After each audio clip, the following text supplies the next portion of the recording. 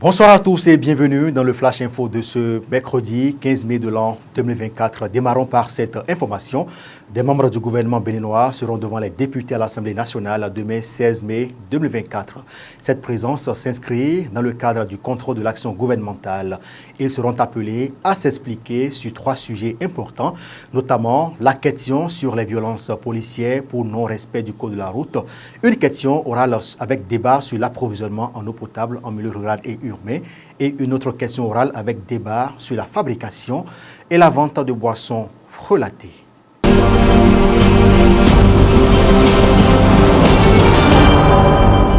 Le mardi 14 mai 2024, l'Association pour le développement des communes du Borgo-Adécob est officiellement entrée en partenariat avec la Fondation Peace Nexus. C'est à travers un atelier de lancement qui s'est déroulé au siège de l'association à Ndali.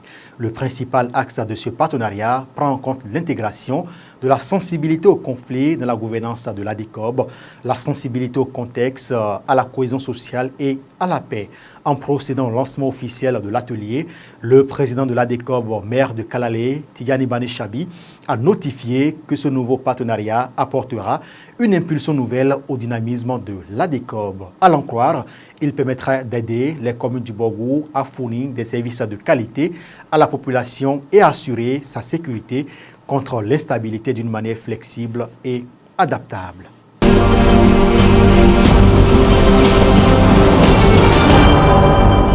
Sur un autre plan actuellement, la crise en cours entre le Niger et le Bénin ne laisse personne indifférent. Au Bénin, des personnalités de tout rang sortent pour faire des propositions de sortie de crise. C'est le cas du politologue Issa Rechaboni-Ourou qui, à travers une publication, invité le Niger à la collaboration. Nous appelons le Niger à rejoindre la table des négociations, non pas sous contrainte, mais dans un esprit de collaboration et de compréhension mutuelle. A-t-il proposé avant de préciser que l'avenir prospère rêvé par tous ne peut être possible qu'en dialoguant et en respectant les droits et les besoins de chacun. Par ailleurs, le président du mouvement libéral s'est prononcé au sujet des accusations du gouvernement nigérien sur la supposée présence de l'armée française au nord du Bénin.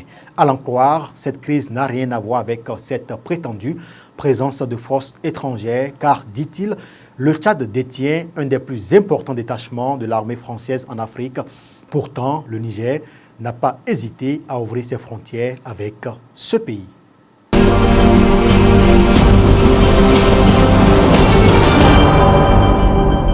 Il est interdit aux véhicules immatriculés RB d'enlèvement de marchandises au port de Lomé. La décision a été prise à travers un communiqué en date du 11 mai dernier par des autorités nigériennes qui ont interdit aux camions béninois d'enlèvement du fret nigérien au niveau de ce port.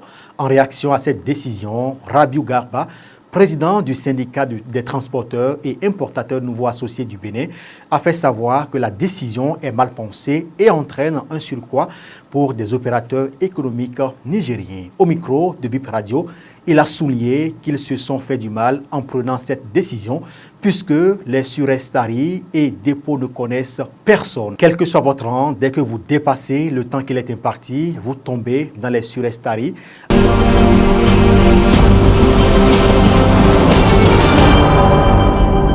On parle sport dans ce Flash Info. L'entraîneur du Bénin dévoilera le samedi 25 mai prochain la liste des 23 joueurs devant disputer les 2 prochaines rencontres du Bénin. En effet, selon le journal Le Matinal, cette annonce sera faite à la faveur d'une conférence de presse qui se tiendra à 11 h dans la salle de presse du stade général Mathieu Kérékou de Cotonou. Après la publication de la liste, il est important de souligner que c'est le stade Félix Houphouët-Boigny de la Côte d'Ivoire qui accueillera les 2 rencontres prévues par la Confédération africaine de football. Et puis le Bénin compte à présent 1 point obtenu contre le Lesotho après un match nul de 1-1. Le Bénin avait enregistré dans le même sillage une défaite 1-2 contre l'équipe sud-africaine.